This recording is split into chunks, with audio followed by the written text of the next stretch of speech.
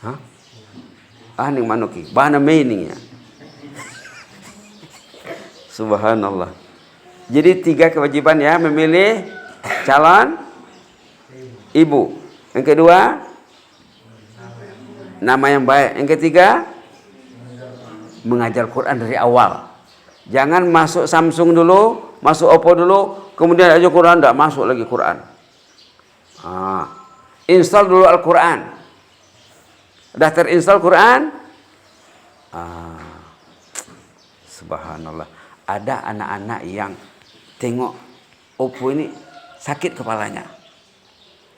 Karena sudah masuk Quran di hatinya. Ada yang tengok Quran itu sakit kepalanya karena Oppo sudah masuk di hatinya. La ilaha illallah. La ilaha. Ingat tuh ya. Tugas ayah dan ibu, ibu tidak ya, ibu lain. Tugas ayah kepada anaknya pertama sekali apa? Ini sudah lahir dia, apalagi sudah lahir, sudah masih sekolah mah, kelas 4, kelas 5, kelas 6 mah, apalagi nanti kalau tiba giliran dia mencari pasangan hidup, yang ingat yang ini pesan Umar ini. Baik. Subhanallah. Jadi Ustaz teringat anak yang di Pinaga tadi. Kalau bahasa Minangnya Pinaga, kalau bahasa nasionalnya Pinagar. Pinagar. Nangis, kenapa nangis? Ayah saya enggak sembahyang, Ustaz. Mak sembahyang, keluarga sembahyang. Ayo kita doakan ayahmu. Ustaz tanya, ada namanya dalam notis. Tolong tulis nama bapakmu di sini, kita doakan dia. Ini penting. Kalau ada orang bermasalah dalam keluarga, di sekolah, bermasalah, ulah dokon-dokon. Kalau disebut-sebut masalahnya itu, nanti iblis melek. Iblis kasih jempol. Kalau ada guru yang bermasalah, murid yang bermasalah, ulah dokon-dokoni. Ido ondo. Didoakan dia. Siapa yang bermasalah? Ada 4 orang. Ayo. Sebut namanya. Fulan bin Fulan. Ya Allah, anak ini kekasihmu ya Allah. Engkau menjadikannya. Tolong jaga hatinya ya Allah. Ido ondo. Kalau kita mendoakan orang yang bermasalah, iblis tadi lumpuh. Ya ilahi katanya. Dia dapat doa. Karena kalau kita mendoakan orang, malaikat mengaminkan doa kita. Setiap orang ini ada 2 pengiringnya, ada 2 pendampingnya. Setiap orang ada 2. Pertama, malaikat, masya Allah. Kedua, iblis. Oh ini katanya dia mau sekolah purba nanti. Mudah-mudahan jadi ulama nanti ya. Setiap orang ini ada 2 pendampingnya. Ada malaikat, ada astagfirullah. Ada iblis. Kalau dia masih tidur lagi, dia belum sholat lagi sampai jam sekarang, siapa kawannya? Iblis. Anak yang jahat itu kawannya iblis. Anak yang baik itu kawannya malaikat. Jadi kalau ada orang yang bermasalah, doakan. Jadi kata Ustaz sama anak tadi, tulis nama bapakmu di sini. Ditulisnya. Ayo kita doakan dia. Ustaz tidak tahu resultnya. Hasilnya macam mana sekarang? Mungkin besok lusa Ustaz akan ke sana, akan ke Pinaga, enggak tahu. Mau tanya anak itu. Kalau belum lagi, doakan lagi. Ada cerita ini ya, kisah benar.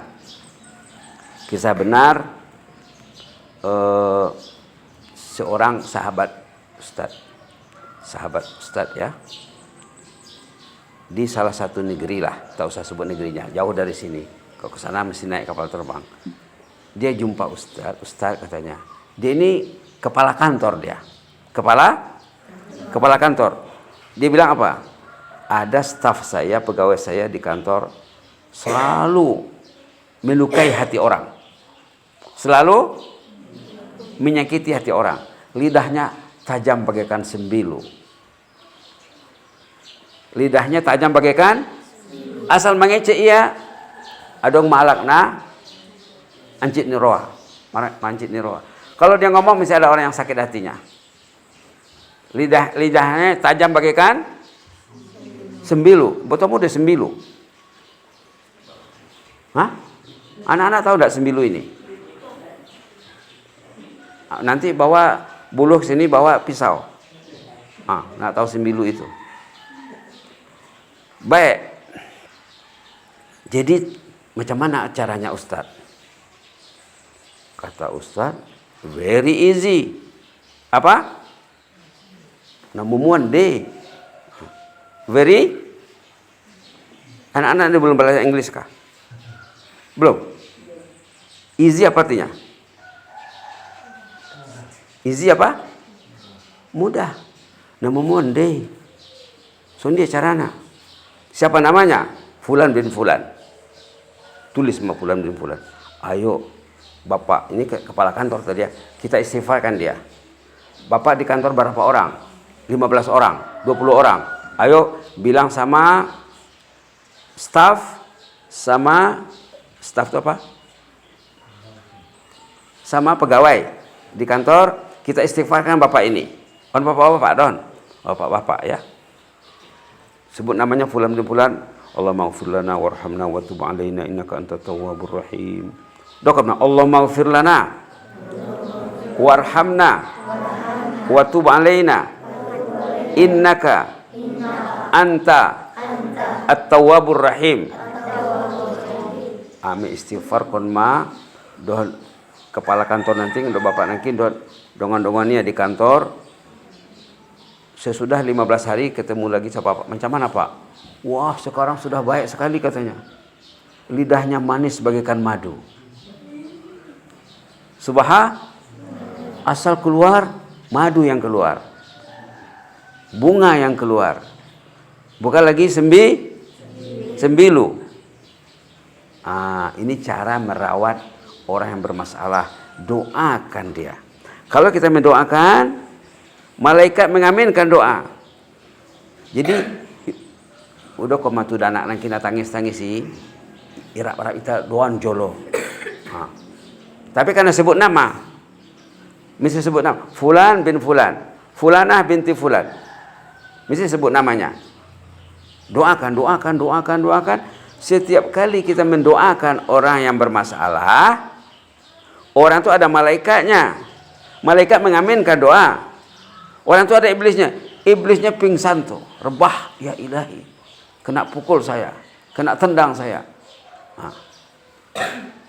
Iblisnya kapok. Kapoi. K.O. Kalau orang sana bilang K.O. Di sana K, sana K. Iblisnya kalah. Lumpuh. Tapi jangan disebut. Kalau disebut kelemahan orang, tidak diatasi, tidak didoakan, iblisnya melek. Wah, bagus ini katanya. Mereka menolong saya. Jadi kisah pertama kayak ini. Napoleon cerita onon. Kisah kedua. Ini di zaman Umar. Di zaman Umar bin Khattab radhiyallahu anhu, Umar bin Khattab ini khalifah yang sangat tinggi perhatiannya kepada jemaah. Keprihatinannya, kepeduliannya sangat tinggi memerhatikan jemaah. Jadi suatu ketika Umar pergi ke negeri Syam. Dulu dikatakan negeri Syam, kalau sekarang Jordania, Syria, Lebanon, Palestina. Dulu dikatakan Syam. Kantornya Umar di mana? Di mana? Kantornya khalifah di mana? Kantor Nabi Muhammad di mana dulu?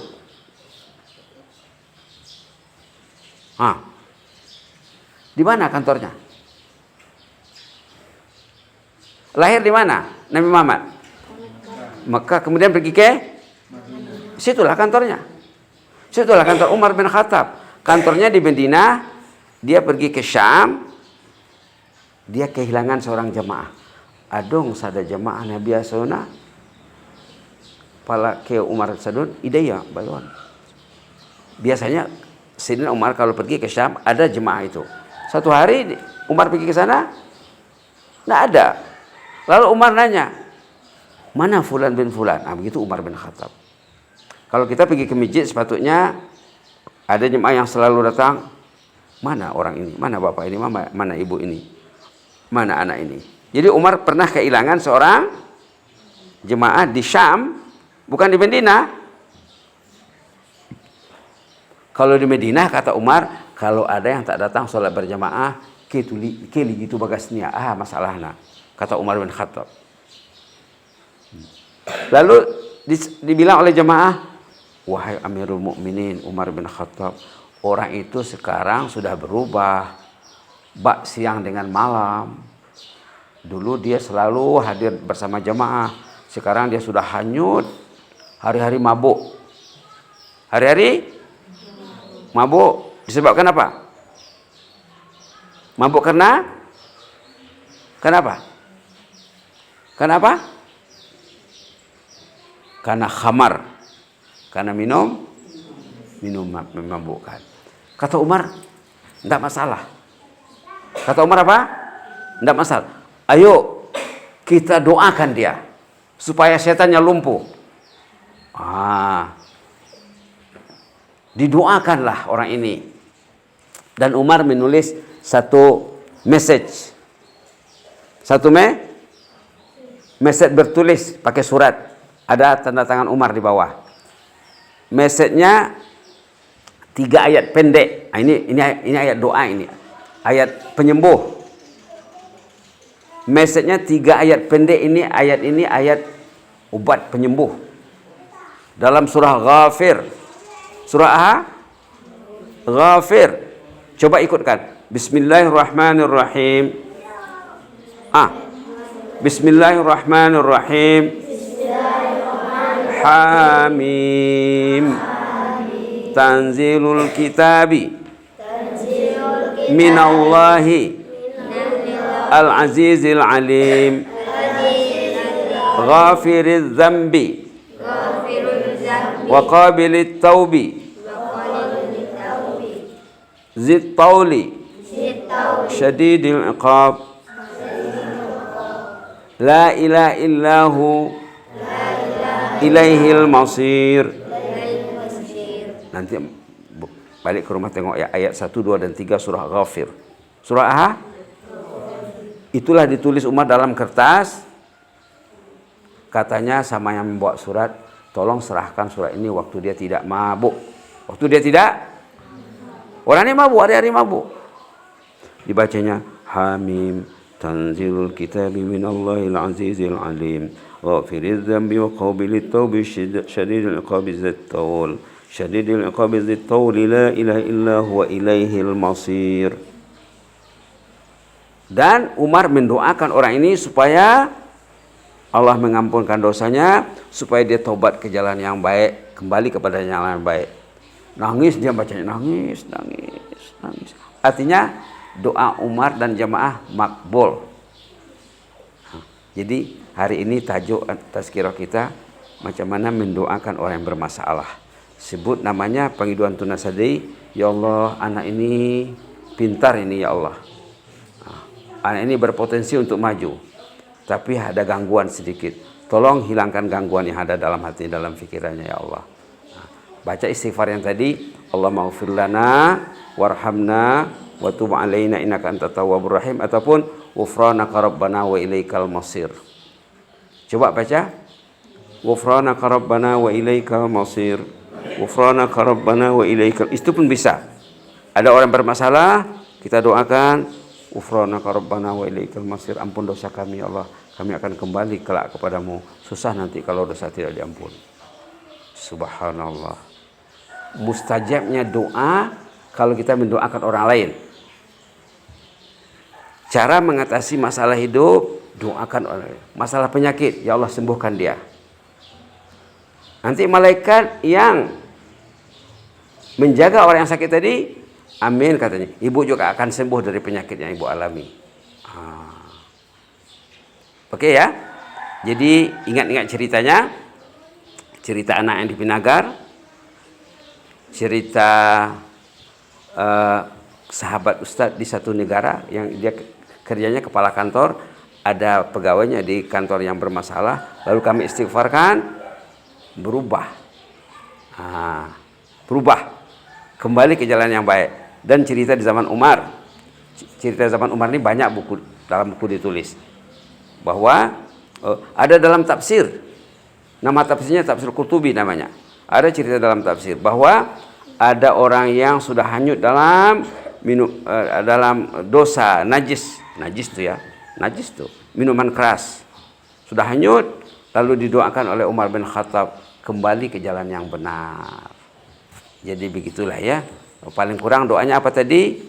Ghufranaka rabbana wa ilaikal masir, ataupun kalau hafal juga rabbana zalamna anfusana wa illam taghfir lana wa tarhamna lanakunanna minal khasirin. Sudah hafal doa itu?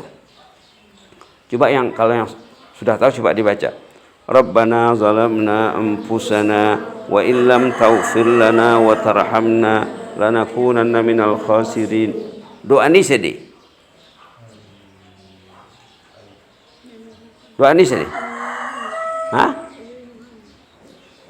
Doa insan pertama dengan istri pertama. Doa Nabi dan Hawa dalam surah Al-A'raf. Ya, mendoakan agar dosa diampun dan Allah memberikan rahmat ya. Baik, itu saja dulu, mudah-mudahan bermanfaat ya. Jadi jangan lupa tadi Rabbana zalamna dengan ghufranaka rabbana wa ilaikal masir, dan kalau bisa juga Allah maghfir lana warhamna wa tub alaina innaka antat tawwabur rahim. Jadi kalau orang tuh sholat sunat 2 rakaat sebelum subuh, sebelum fajar, apa dapatnya? Orang yang sholat sunat 2 rakaat sebelum subuh, apa hasilnya? Mendapat nilai imbalan lebih dari isi dunia ini. Insya Allah. Orang yang ketinggalan sholat berjamaah 20 second saja, imam sudah sempat membaca Al-Fatihah, baru dia Allahu Akbar. Macam mana kerugiannya? Macam mana kerugian yang dialaminya? Tidak dapat ditutupi dengan semua kekayaan dunia. Na'udzubillah, summa na'udzubillah. Kalau mau membina istana di jannah, macam mana caranya? Ini kesimpulan ini. Sholatlah 12 rakaat sehari. Yang 12 rakaat itu mana? 2 sebelum, 4 sebelum, 2 sesudah Zuhur, 2 lagi sesudah, 2 lagi sesudah Isya.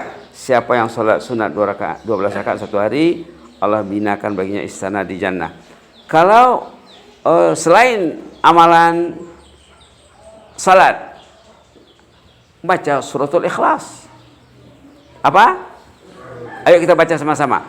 A'udzubillahi minasyaitonirrajim. Bismillahirrahmanirrahim. Qul huwallahu ahad, Allahus samad, lam yalid wa lam yulad wa lam yakul lahu kufuwan ahad. Siapa yang baca surat Ikhlas 10 kali, berapa kali? 10. Allah bangunkan untuknya, Allah bina untuknya istana di jannah. Dari sini ke SD itu mesti dapat 10 kali, mungkin dapat 20 kali. Kalau si Butet ini pulang ke rumahnya mungkin 20 kali, 30 kali. Karena tinggalnya jauh di sana. Saya selalu coba dari sini ke rumah.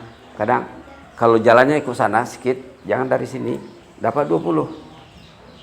Amalkan ya. Dalam perjalanan baca suratul Ikhlas. 10 suratul Ikhlas, 1 istana di jannah. Tadi saya sudah sholat, kita membaca ayat kursi. Ayat kursi katanya siapa yang rajin baca ayat kursi sudah sholat, katanya mudah masuk jannah. Mudah masuk? Tadi saya sudah sholat, kita baca subhanallah, subhanallah, subhanallah berapa kali? Alhamdulillah, alhamdulillah berapa kali? Allahu Akbar berapa kali?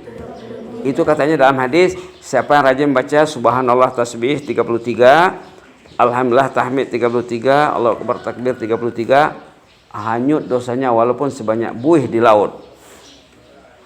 Sebanyak apa? Pernah tengok laut? Di mana? Di TV? Pernah ke laut? Buih di laut itu tidak terhitung jumlahnya. Walaupun dosa orang itu banyak kalau dia berzikir-zikir. Nah, kalau tidak sempat yang 33, dalam hadis boleh 10. Subhanallah 10, Alhamdulillah 10, Allahu Akbar 10. Jumlahnya berapa? 30. Kalau 5 kali salat berapa? 50. Satu tasbih itu, satu zikir itu 10 nilainya. Jadi 150 jadi berapa? 1.500. Kemudian katanya Rasulullah, bagi yang membaca zikir 10-10 tadi sesudah salat, sebelum tidur dia mesti membaca 33 dan digenapkan jadi 100. Subhanallah, ini katanya melayakkan atau dapat jannah. Mudah-mudahan begitulah ya. Jangan lupa cerita zaman Umar bin Khattab, jangan lupa cerita dari Pinagar, jangan lupa cerita pemabuk di zaman Umar juga ya. Pemabuk yang bisa sembuh, bisa kembali kepada yang baik dengan doa dan ayat tadi, ayat syifa. Dia baca ayat itu dia faham. Hamim tanzilul kitabi minallahil azizil alim ghafiriz dzambi wa qabilit taubi syadidil iqabi zit tawli la ilaha illa huwa ilaihil masir. Masuk Qur'annya. Masuk Qur'annya pala taubat kembali ke jalan yang baik. Mudah-mudahan Allah memilih kita semuanya ya. Ini bagi yang rajin. Sekarang sudah masuk atau belum? Duha. Nah, kalau rajin, siapa yang datang sembahyang subuh ke masjid, kalau dia ikaf sampai masuk waktu duha, dia dapat 1 bonus haji, 1 umrah. Nah, orang yang datang ke masjid, ke musalla untuk sholat berjamaah, berwudu dengan sempurna dari rumahnya, kemudian dia sholat 1 haji. Kalau dia datang sembahyang subuh, dia tunggu sampai masuk waktu duha, dia sholat duha, dapat umrah. Kalau dia tidak sholat di masjid, tapi dia mau sholat, mau dapat umrah, bisa juga sambil pergi, sambil istirahat contohnya. Istirahat waktu mengajar, pergi ke masjid dengan niat sholat duha, dapat umrah. Ibu bisa umrah setiap hari, bisa haji 5 kali 1 hari. Itu hebatnya Islam. Hebatnya orang yang belum sempat nak pergi ke tanah suci, mungkin waktu tidak sesuai, ataupun dia mesti menunggu giliran, ataupun duitnya tidak cukup, dapat meraih ibadat haji dengan sholat fardu di rumah Allah. Nanti kita lanjutkan lah ya. Mudah-mudahan saling mendoakan. Tapi hari ini mungkin kepesaman lagi ini. Mudah-mudahan tidak lama di sana ya. Mudah-mudahan Allah memberi kita rahmat. Amin rabbal alamin. Allahumma zidna wa la tanqusna wa akrimna wa la tuhinna wa atina wa la tahrimna wa athirna wa la tusir alaina wa adina wa arda'na ya karim. Allahumma zidna wa la tanqusna wa akrimna wa la tuhinna. Ya Allah, ampunlah dosa jemaah yang hadir ini ya Allah. Ya Allah, jadikanlah kami ini semua jadi ahlul jannah ya Allah. Ahlul firdausil a'la yang mujibat silin. Ampunkanlah dosa ayah dan ibu kami ya Allah, kakek kami, ompong kami, masyarakat kampung ini, jiran tetangga kami, pengurus kampung, dan semua umat Islam ya Allah. Jadikan kami ini kekasih-Mu ya Allah. Ajarlah kami macam mana mencintai-Mu ya Allah. Tunjukilah kami jalan-jalan cinta ya Allah, agar cinta kami itu benar-benar murni ya Allah. Ya Allah, ajarlah kami macam mana mencintai-Mu, agar cinta kami membawakan buah jannah ya Allah. Ya Rabbal Alamin, peliharalah kami ya Allah, ampunlah dosa kami, pelihara kami daripada azab neraka-Mu ya Allah, yang mujibah.